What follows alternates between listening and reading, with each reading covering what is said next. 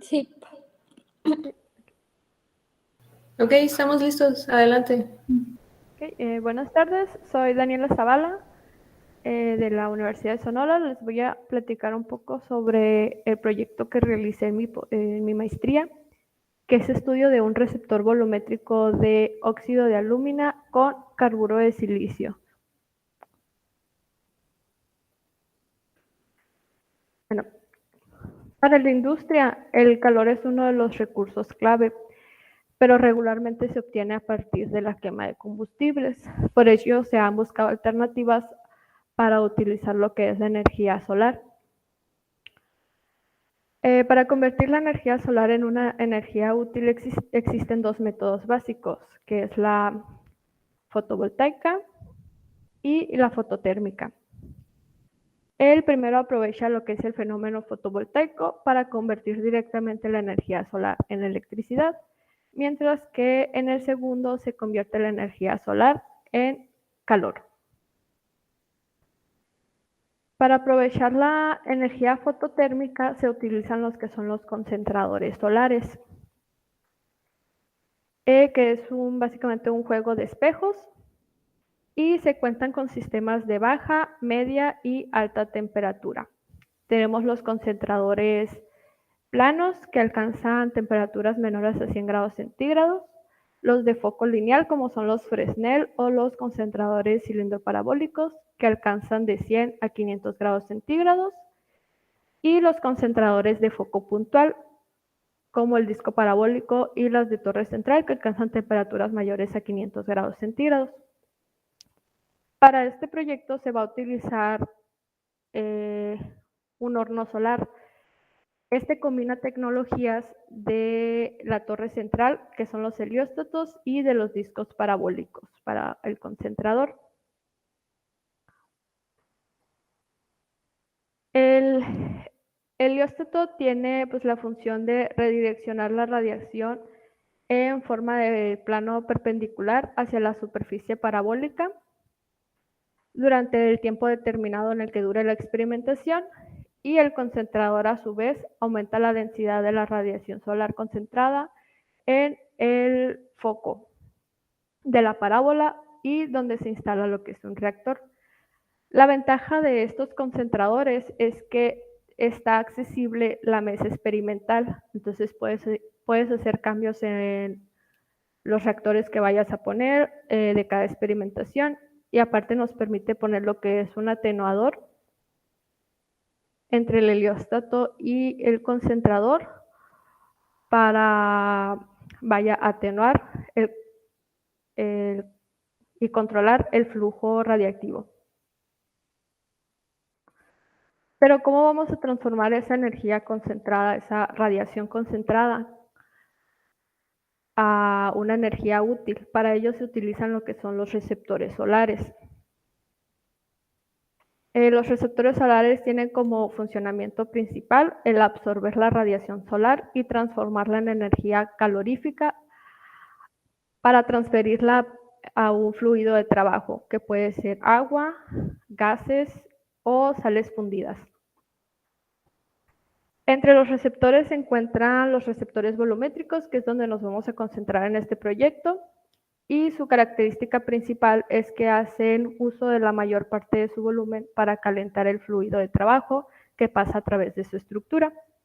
Entre ellos tenemos los receptores volumétricos porosos, que es como el que se ve aquí en la imagen. Este es de carburo de silicio. Tenemos los honeycomb o panal, que es como el que se ve aquí. Este es de alúmina. Y también hay unos conocidos como malla de alambre. Los materiales que se vayan a utilizar para un receptor volumétrico tienen que tener muy buena resistencia a ambientes oxidantes, alta absortancia, baja emitancia y una conductividad térmica alta. Entre los materiales que se utilizan pueden ser los metales, pero se utilizan para concentradores de baja temperatura ya que suelen fundirse. Tenemos los CERMET, que son una combinación de cerámicos con metales, como es la alúmina con níquel alúmina con titanio o alúmina con plata. También tenemos los cerámicos y el carburo de silicio es uno de los más utilizados, pero en este proyecto nos vamos a concentrar en un receptor volumétrico tipo jónico de alúmina, ya que como objetivo general se tiene comparar el desempeño de un receptor volumétrico de alúmina con y sin recubrimiento de carburo de silicio confinado dentro de una cámara con concentración solar de foco puntual. ¿Por qué se van a utilizar estos dos cerámicos? La alúmina tiene muy buena resistencia a los ambientes oxidantes y soporta hasta 2000 grados centígrados, pero su color pálido nos disminuye mucho las otras propiedades térmicas como la absortancia y su conductividad térmica. Por otro lado, el carburo de silicio resiste a altas temperaturas de 1200 hasta 1500 grados centígrados, tiene muy buena conductividad térmica, muy buena absortancia, pero es más difícil de obtener y suele oxidarse cuando está en ambientes oxidantes.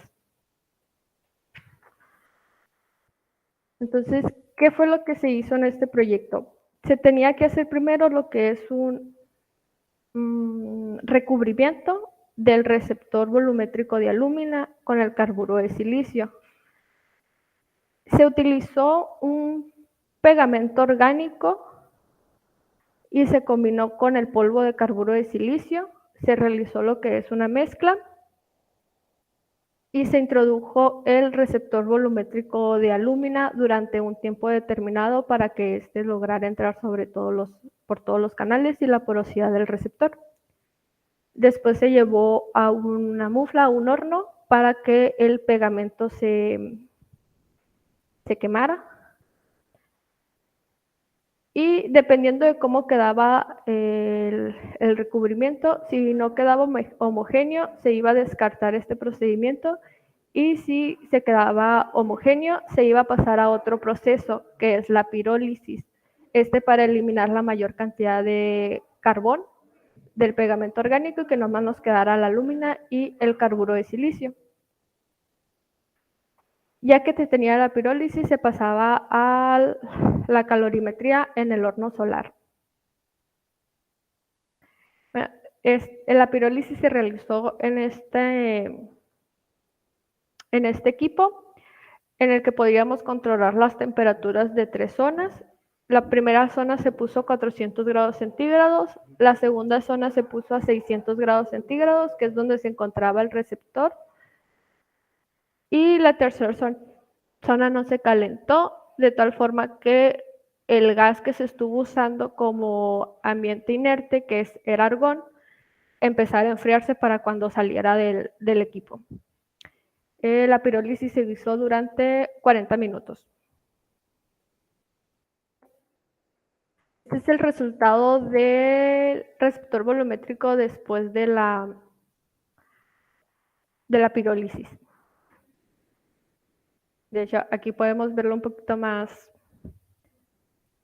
Este es sin la pirólisis, si se fijan, tienen varias manchas negras, que es el pegamento carbonizado, mientras que en la pirólisis se eliminó la mayor parte de ese pegamento.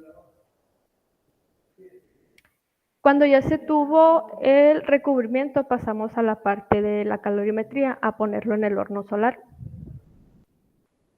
Se utilizó un reactor con una salida de 2 pulgadas en la que se estuvo succionando lo que era el aire. Se tenían 4 termopares, 2 a la salida del receptor, 1 justo a la mitad y otro en la esquina. Se tenía otro a la salida del reactor y un cuarto en la mesa de trabajo para ir monitoreando la temperatura ambiente. Se tenía también instalada una cámara CCD para ir monitoreando cómo reaccionaba el receptor durante la concentración solar y un pirómetro para ir obteniendo las temperaturas también a las que llegaba el receptor en la cara frontal. También se tenía instalado un flujómetro en la tubería para estar obteniendo el caudal del flujo que se estaba succionando.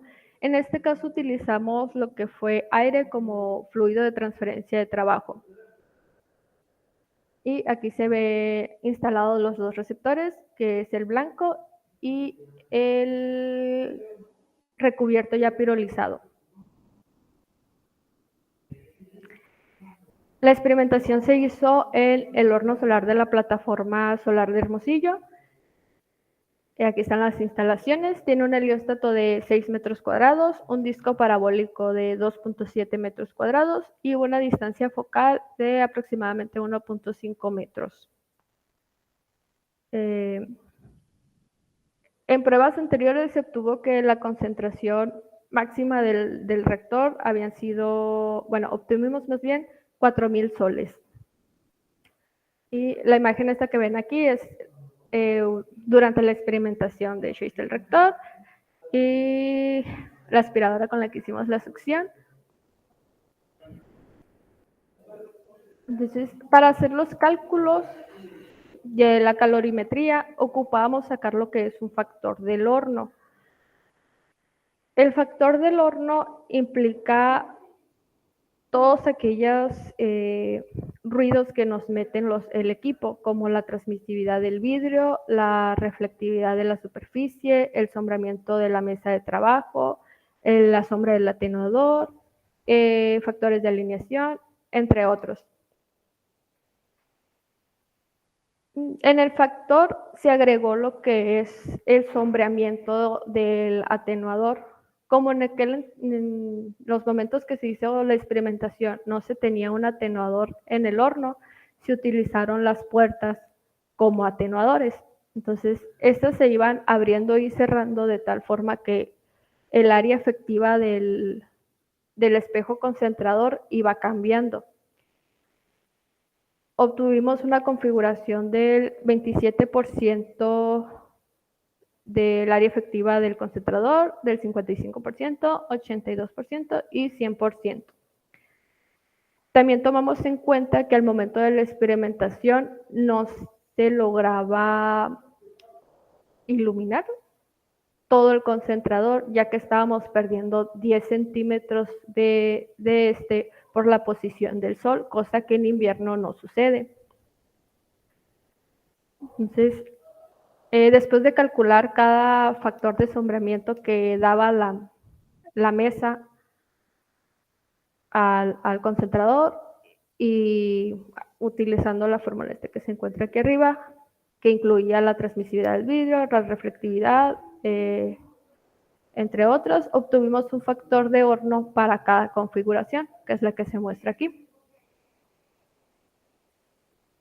Entonces, para el balance térmico teníamos que sacar la potencia de entrada, la potencia de salida y la eficiencia que se estuvo obteniendo.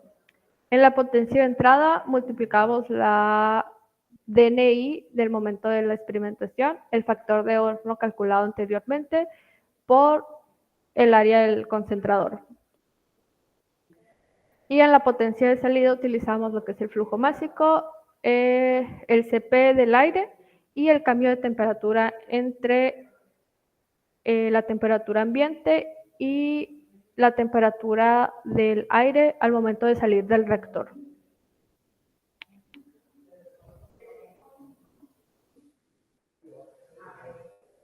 Bueno, para cada configuración obteníamos una potencia de entrada diferente. Las pruebas se hicieron el 22 de junio del presente año. Teníamos una DNI promedio de 873.14 watts sobre metro cuadrado y teníamos áreas del concentrador, como había mencionado, diferentes para cada configuración. Para la de 27% era 0.7 metros cuadrados, la de 55, 1.4 metros cuadrados, la de 82, 2.09 metros cuadrados y la de 100%, 2.56 metros cuadrados. El concentrador en realidad es de 2.7 metros cuadrados, pero estábamos eliminando esos 10 centímetros aproximadamente de concentrador que se perdía, ya que no se lograban iluminar.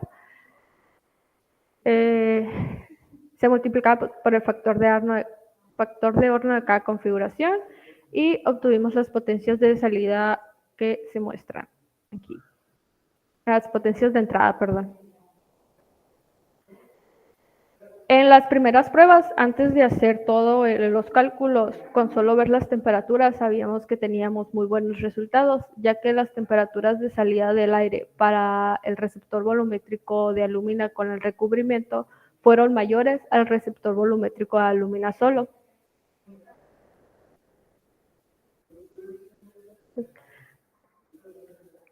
Para calcular la potencia de salida de cada receptor, se utilizó la fórmula que les había mencionado, que es el flujo másico por el Cp del aire y el cambio de temperatura entre la temperatura ambiente y la salida del reactor.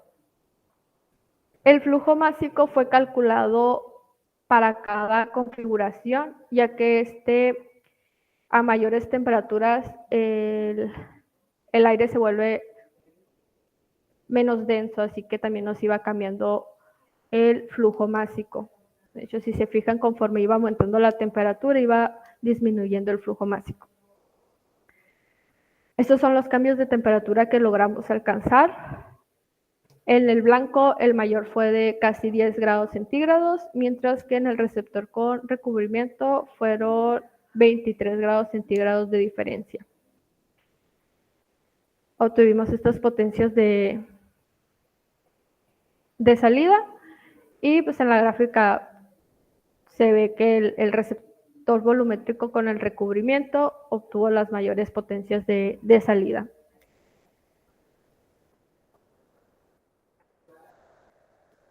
En las eficiencias también tuvimos mayores eficiencias para el receptor volumétrico con el recubrimiento, pero aquí se empieza a ver una caída.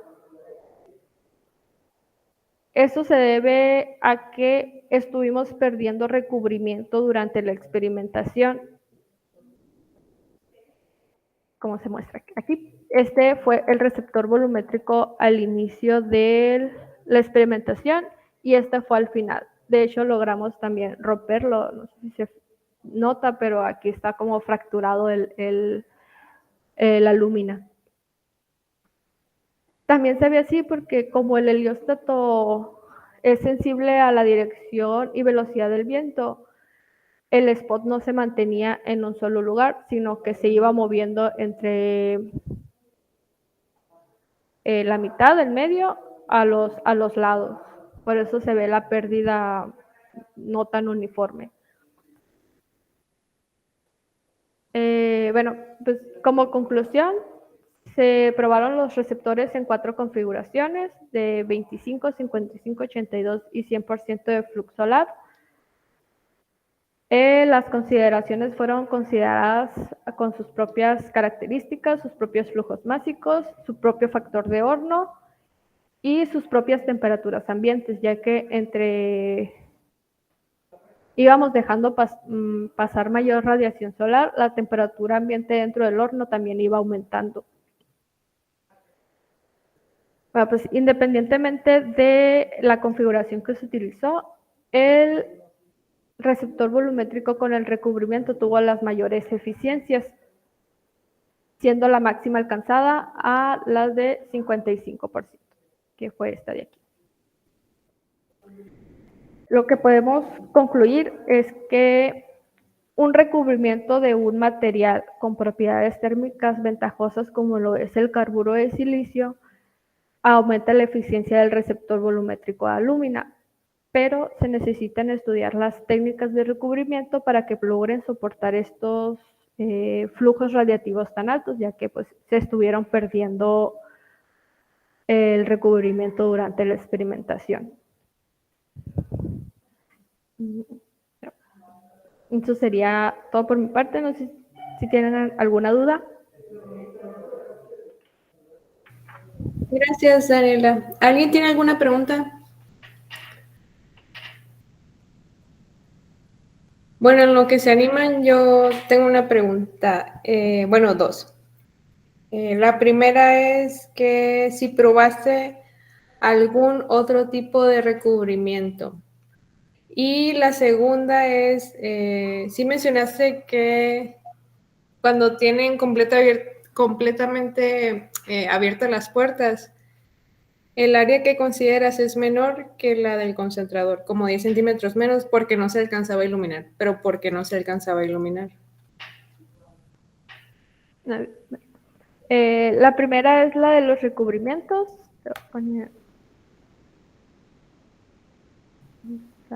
Aquí. Intentamos 3 recubrimientos en total. La primera fue una mezcla de glicerina con carburo de silicio. La segunda fue el del pegamento con carburo de silicio y se intentó también una de DBD, deposición química por vapores. La de glicerina fue la primera que intentamos, no se logró. Se hizo el mismo procedimiento, se hizo la mezcla, se introdujo el receptor, se llevó al horno, pero al momento de sacarlo del horno, el mismo peso de la glicerina jalaba el carburo de silicio de tal forma que quedaba depositado solo en la mitad del canal. Le dabas la vuelta y por la parte de arriba te quedaba aquí. No había carburo de silicio en la parte de arriba y en la parte de abajo estaba todo el depósito del carburo de silicio, por lo que no quedaba homogéneo.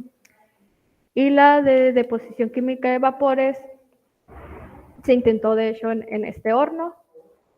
Se puso el receptor volumétrico blanco, se pusieron polvos de carburo de silicio y se empezó a pasar argón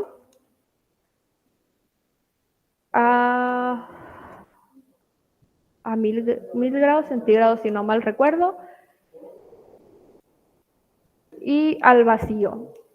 Pero tampoco se logró como que el flujo de argón no era el suficiente para levantar las partículas de carburo de silicio y estos no lograron pasar por el receptor porque cuando pasaron, lo intentamos creo que 2 veces, la primera duré 1 hora y la segunda duramos 2 horas haciéndolo y en ninguna de las dos se logró depositar el carburo de silicio. Y por tu pregunta de la posición del sol, podríamos haber hecho que se iluminara todo el concentrador, pero iba a cambiar, iba a estar fuera de foco.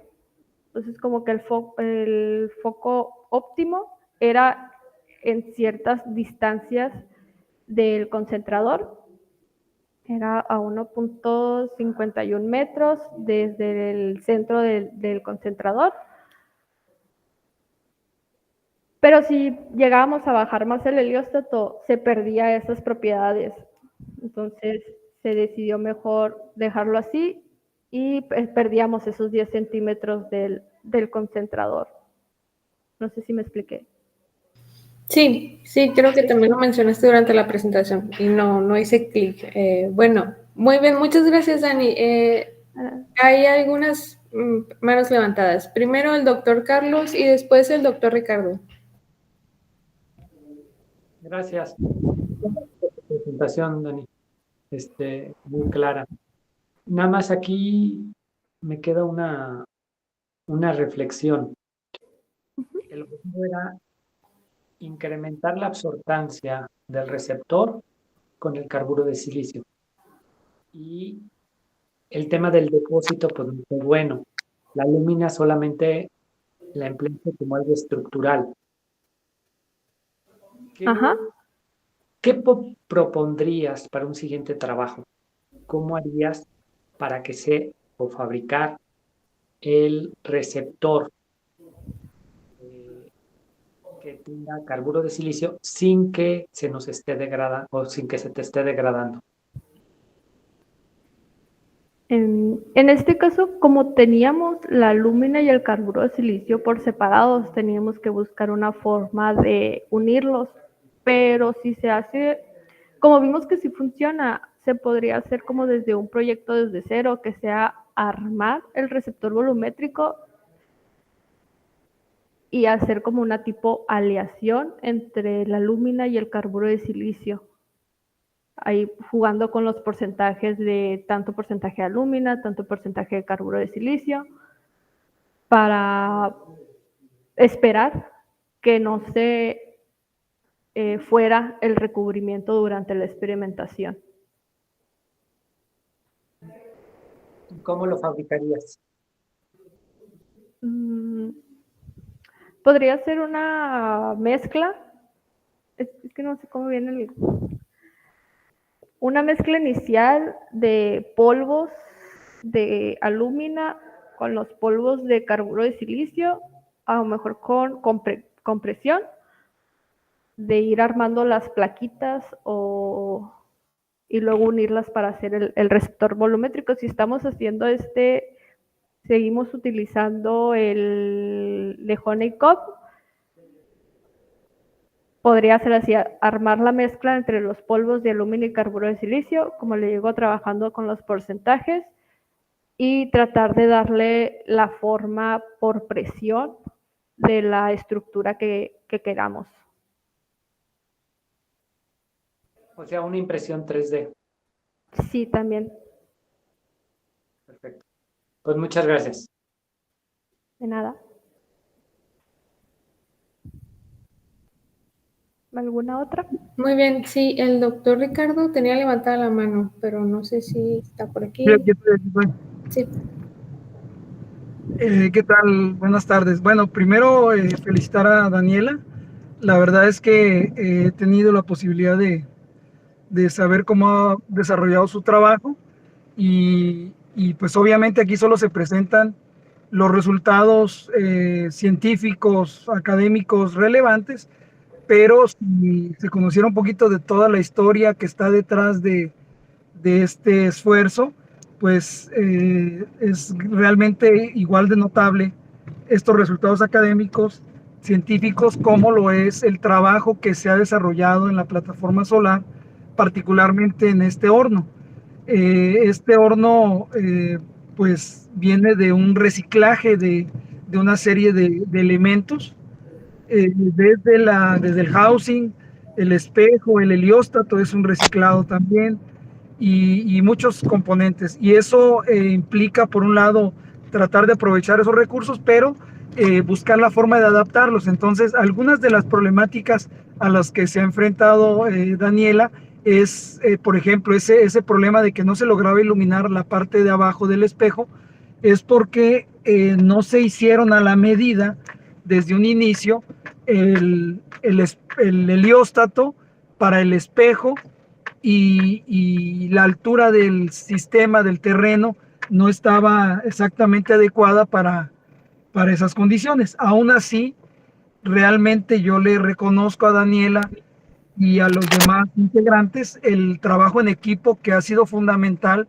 para sacar adelante este y otros proyectos que son relacionados con el horno. Entonces, son algunas de las implicaciones, ¿no? Es ponerles un poquito en contexto, que si bien Daniela a lo mejor no lo menciona, pero creo que es relevante que lo conozcan, ¿no? Para que se entienda un poquito más algunas de las problemáticas del sistema. Pero bueno, en el tema particular de lo que ella presenta, me gustaría saber, Daniela, ¿a qué atribuyes tú el que una vez que se lograron hacer depósitos con algunas de las técnicas, conforme se fue incrementando el flux sobre el volumétrico, se fue degradando esa película? ¿Qué crees que sucedió? ¿Hubo una evaporación? ¿Hubo un desprendimiento por diferencias de expansión, de dilatación del compuesto, en este caso el carburo de silicio contra la alúmina, o un arrastre por el aire? ¿Qué consideras tú que pudo haber sido lo que sucedió ahí? Bueno, como el recubrimiento que hicimos fue como muy superficial, las, las partículas, los polvos de carburo de silicio estaban solo adheridas por encimita de la lúmina. Entonces, cuando se le empezó a dar lo que fue la radiación solar, parte de la dilatación de estas partículas entre la lúmina y el carburo de silicio no permitieron que esa adherencia se continuara y se iban soltando. Y aparte también por el arrastre de lo que fue el aire, se llevaba también las partículas de carburo de silicio. No sé cómo... A ver. Ok, Creo que puedo muy bien. mostrar así. Y otro aspecto dentro de este tema es complejo. Siempre hacer experimentación, pues te enfrentas a una serie de complicaciones que están fuera del control por completo, ¿no? Entonces, en toda esta dinámica, ¿cuáles son las variables que te costó más trabajo controlar? O tener un valor más controlado, la medición más controlada. ¿Cuáles pudieran ser esas variables? Pues durante la experimentación batallamos mucho con lo que fue el flujo del aire. Las primeras pruebas que se hicieron, las gráficas del flujo eran muy feas, horribles, porque había tanta variación en el aire de cambio de densidades que no podía sacar un promedio de cuál era su caudal durante cada experimentación. Teníamos horribles, así, no, o sea, no había un promedio que pudiera calcular, pero en la segunda experimentación logramos como tapar la mayor cantidad de fugas que se tenía en el reactor, aparte también en el receptor, todas estas esquinitas se lograron tapar con fibra de alúmina y se taparon también algunas canales de tal forma que pudimos tener un mejor control del flujo de aire que entraba en el receptor y en el reactor. También otro que batallamos mucho fue el spot, porque si había mucho viento no podíamos hacer experimentación, ya que se estaba moviendo por todo el reactor, incluso se salía del receptor volumétrico. Ah, ok, muy bien. Y por último, ¿qué continúa? O sea, tú estás ya terminando la maestría y ¿qué plan tienes respecto a seguir trabajando en estos temas de los volumétricos o pensarías que no sería conveniente continuar? ¿Qué tienes al respecto en ese sentido? Sería pues continuar con los receptores volumétricos. De hecho, como expliqué en las conclusiones, el hecho de que este recubrimiento funcione abre otra clase de experimentaciones, como por ejemplo, cómo afecta el flujo másico durante la experimentación, no sé, dejar las puertas abiertas durante un porcentaje y ir variando el flujo, e incluso trabajar con el mismo recubrimiento, las técnicas de este mismo.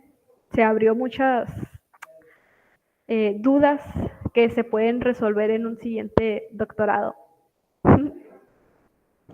Excelente, pues muy bien, ¿no? Pues felicidades y te agradezco el esfuerzo que has puesto en este trabajo y la verdad todo el equipo, Ramiro, la propia doctora Araceli, Carlos, ha sido fundamental, la doctora Laura, compañeros que te han apoyado, Noé, Héctor, ha sido realmente un trabajo en colaboración que es muy prometedor, ¿no? Entonces te agradezco ese esfuerzo y será mi intervención, gracias.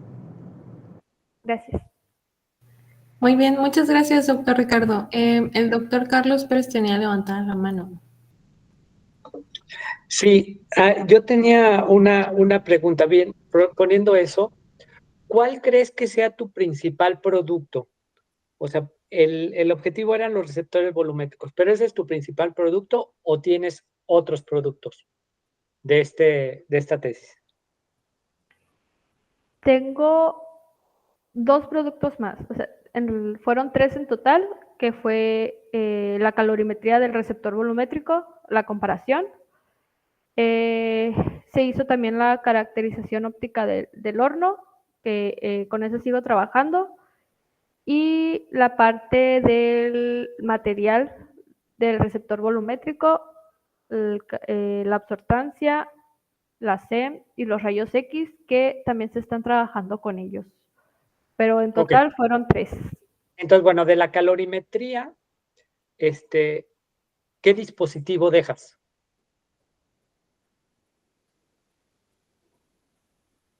¿Cómo qué dispositivo? Sí, o sea, esa calorimetría, ¿con qué la hiciste? Creo que estoy viendo la imagen. Sí, con el reactor. Ok, bueno, es esta, digamos que más que un reactor sería un lazo calorimétrico, ¿sí? Ah, En ok. el cual tú tienes una entrada, una salida y tienes la capacidad de medir el flujo másico que pasa por ahí.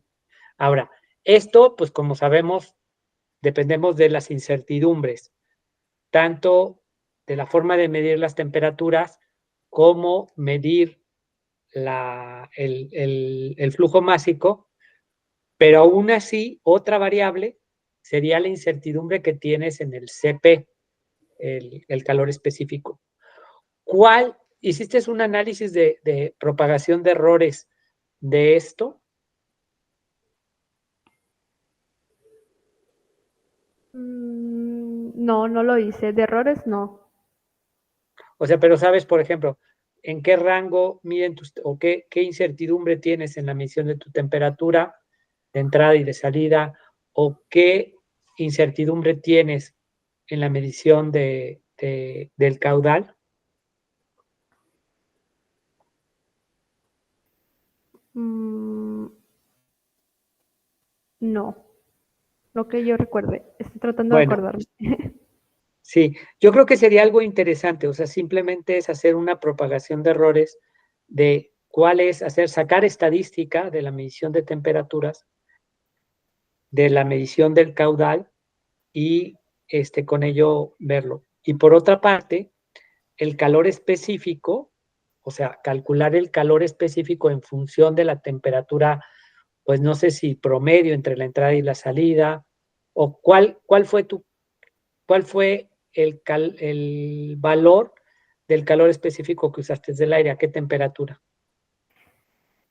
El calor específico lo busqué en las tablas de libros de termodinámica, el Ajá. CENGEL.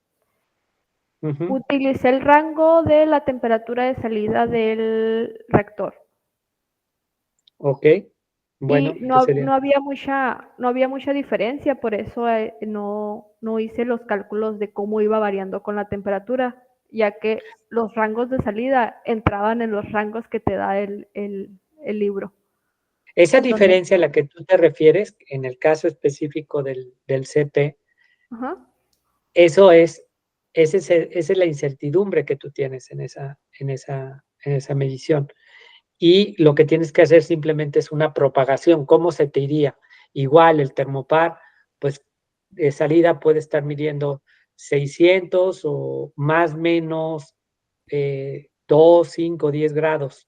Entonces eso, ¿cuánto te repercute y cuál sería su banda? Okay. Pero sí sería interesante sacar eso, ¿sale? Pero lo que yo valoro como un producto muy importante que ya tienes un instrumento, o sea, que se cuenta con un instrumento no solo para este receptor, podría ser cualquier receptor, ¿no? Sí, Sí. Pues muchas gracias. gracias. Ok, muchas gracias, doctor Carlos. Bien, yo tengo una pregunta, Dani, y va en este sentido de lo del flujo másico, ¿no? Uh-huh. ¿Qué fue lo que me diste? ¿Flujo volumétrico? Sí, volumétrico. Y ya dijiste que el CP utilizaste un intervalo de temperaturas para hacer el cálculo del flujo másico, pero ahora la densidad también fue en un intervalo de temperaturas o la calculaste punto a punto. La calculé con la temperatura promedio de cada configuración. Temperatura promedio de las salidas. Sí, de las salidas. Ah, ok. De la entrada no consideraste nada. Temperatura ambiente. Nomás para la parte de la potencia Ajá. de Pero, salida, porque el flujo másico pues, lo calculé con el caudal y la densidad. Y esta densidad me iba cambiando para cada configuración. Ajá, pero también en función de la temperatura. Sí, también en función de la temperatura. Ok, ok. Bien. Muchas gracias, Dani. De nada. ¿Alguien tiene otra pregunta?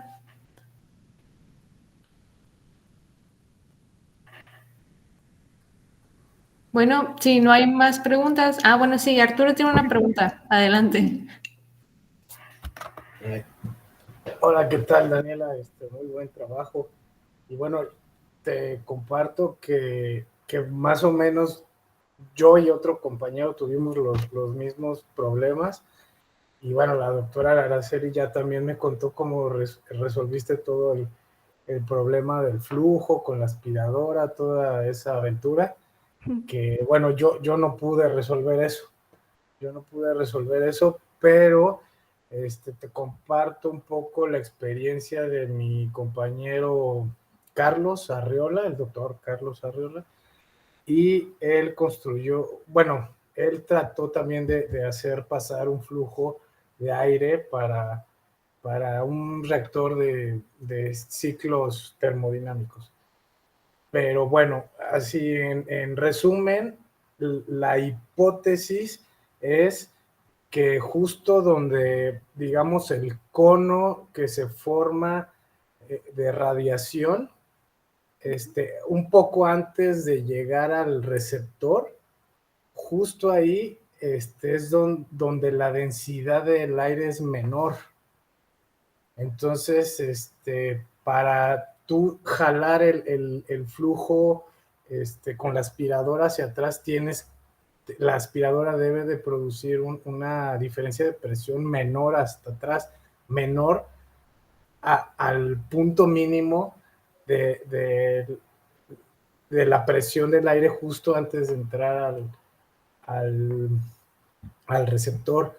Entonces, si quieres continuar, una buena idea, tal vez pueda funcionar, no lo sabemos, es tapando el reactor con una ventana, no dejar así, no tenerlo totalmente sellado, que entre un poco de aire, pero estrangular un poco el flujo de aire, porque bueno, más o menos esa es la hipótesis. Yo también en las pruebas que traté de hacer, sí, justo tenía la aspiradora prendida a la máxima potencia y se me fundió la lúmina, bueno, el carburo de silicio, o sea, el horno, la tenedor estaba abierto no me acuerdo, o sea, estaba a una apertura, un porcentaje alto, había mucha potencia, se fundió el carburo de silicio y se veía como el humito saliendo del reactor, no entraba, pues. Entonces, pues bueno, es una recomendación para trabajos futuros. Y si te gustó mucho tu proyecto, que veo que sí te gustó mucho, pues puede ser que funcione, no lo sé. Y bueno, felicidades por el trabajo. Listo. Muchas gracias. Igual sería intentarlo viendo con una ventanita. Creo que sí te entendí cómo ponerla. Bien, muy bien. Muchas gracias por la participación, Arturo. El doctor Ricardo tiene levantada la mano. Adelante. Sí, nada más para complementar un poco lo que comenta Arturo. Tú al momento de que incide la radiación sobre el tu volumétrico, no es una distribución homogénea. Tú tienes una región de mayor concentración y una de menor. Esa de mayor concentración se encuentra hacia el centro y es donde se ubica las mayores temperaturas.